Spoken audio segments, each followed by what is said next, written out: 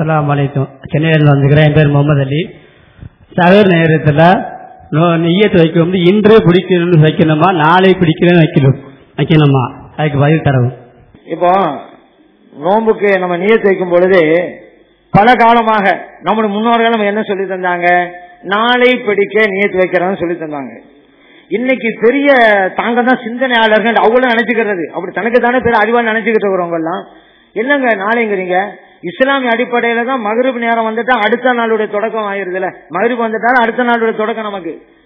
அப்ப இன்று பிடிக்கதான் நீங்க சொல்லணும், நீங்க அந்த நாள்ல தானே உட்கார்ந்துகிட்டே இருக்கிறீங்க, ஏன் நாளைன்னு சொல்றீங்க, இன்று பிடிக்கன்னு சொல்லுங்க என்று சில அறிவாளிகள் என்று தங்களுக்கு தாங்களை முத்திரை கொத்து கொண்டவர்கள் இந்த விளக்கத்தை கொடுத்தாங்க.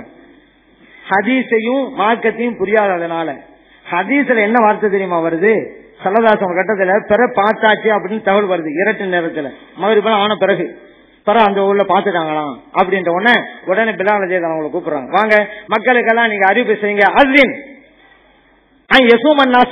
கதன்கிற வார்த்தை இப்ப நம்ம நியத்துல கதன்கிற வார்த்தையை தான் கொண்டு வரோம். நவை தூ சௌம கதின் கதுங்கிற வார்த்தை கொண்டு வரோம்ல, அதுக்கு மொழிபெயர்ப்பு தான் நாளைங்கிறது. பின்னால சொல்றேன் ஏன் கதுங்கிற வார்த்தை சல்லல்லாஹு உபயோகித்த வார்த்தை அது.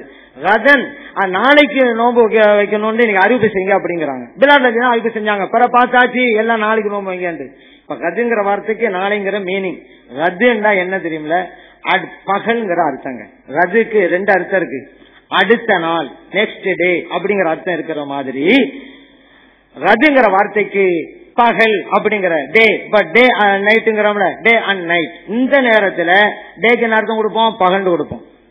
வெறுமனே டேண்டா ஒரு நாளுமோ, டே அண்ட் நைட்னு சொல்லும் போது டேக்கு பகல் அர்த்தம் வைப்போம். இந்த கதுங்கிற வார்த்தைக்கு அடுத்த நாள் அர்த்தம் இருக்குது, பகல் அர்த்தம் இருக்குது. நம்ம இந்த கதுங்கிற வார்த்தைக்கு பகல்ங்கிற அர்த்தம் கொடுக்கணும்.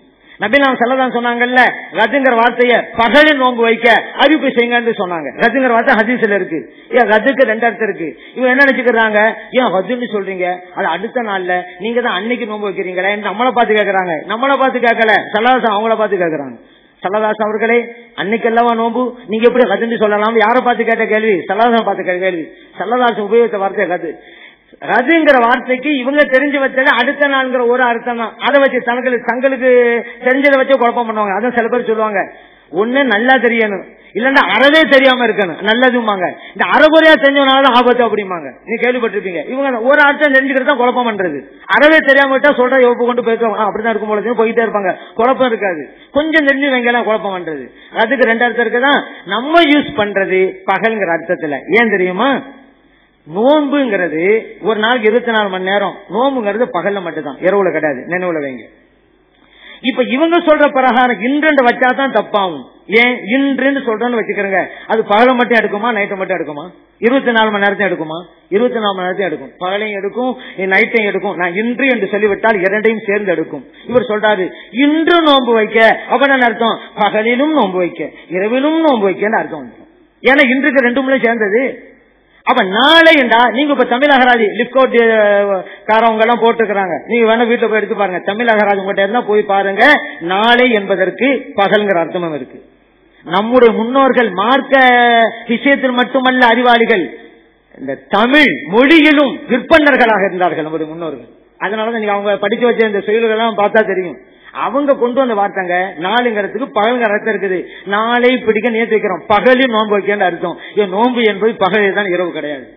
அந்த அர்த்தத்தில் சொல்லப்பட்டது. அது பரவாயில்ல, ரதுக்கு நேரடி வார்த்தை. ரதுக்கு அடுத்த நாள்ங்கிற அர்த்தம் இருக்கிறது மாதிரி பகலுங்கிற அர்த்தம் இருக்குது. நம்ம தமிழ் மொழியிலும் நாள் என்பதற்கு, நாளை என்பதற்கு அடுத்த நாள் என்ற அர்த்தம் இருப்பது போலவே பகல்ங்கிற அர்த்தம் இருக்குது. நம்ம வைக்கிறது பகலில் நோம்புங்கிற மீனிங்ல தான். ஆனா அதுதான் பொருந்தும். இன்று என்று சொன்னா தப்பாகும். அல்லாஹ் நோன்பு வைக்க சொல்றது, ஸல்லல்லாஹு நோன்பு வைக்கிறது பகல்ல மட்டும்தான். இன்று சொன்னா நான் இரவுல சேர்த்து வைக்கிறோம், அதுதான் தப்பு.